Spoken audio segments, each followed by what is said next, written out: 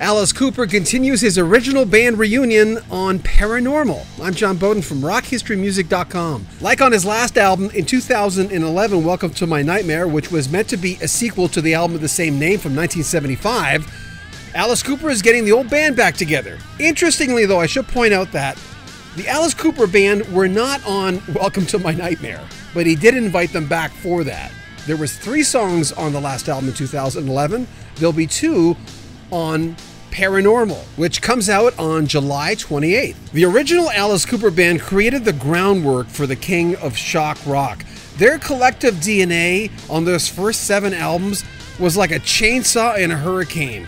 It just busted loose in rock and roll. There was drummer Neal Smith, Dennis Dunaway on bass, guitarist Mike Bruce, and lead guitarist Glen Buxton, who died of complications from pneumonia in 1997. It started with Pretties for You in 1969, Easy Action in 1970. There were 2 in 71, Love It to Death, which featured I'm 18, and the album Killer. And then they peaked at number 2 with the classic album School's Out in 1972. The title tune was their very first big hit, reaching number 7 on the charts. It remains tied with Poison from 1989, being Alice Cooper's biggest hit. Now let's remember, Alice Cooper was always more than a singles band. In 1973, the Alice Cooper band ate everyone's lunch with Billion Dollar Babies. It was their only number 1, featuring hits like Elected and No More Mr. Nice Guy.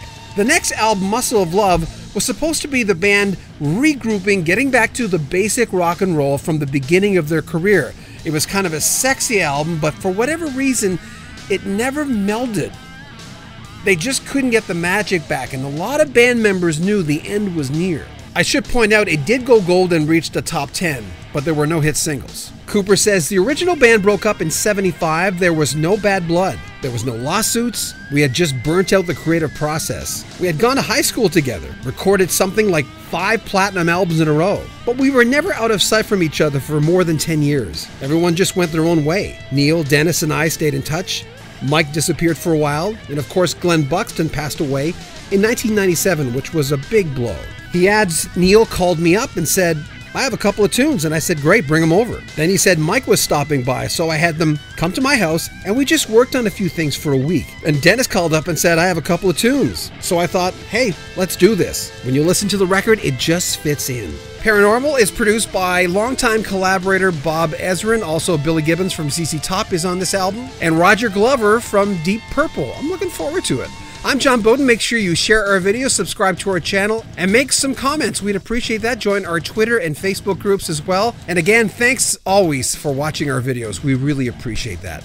This is Rock History Music.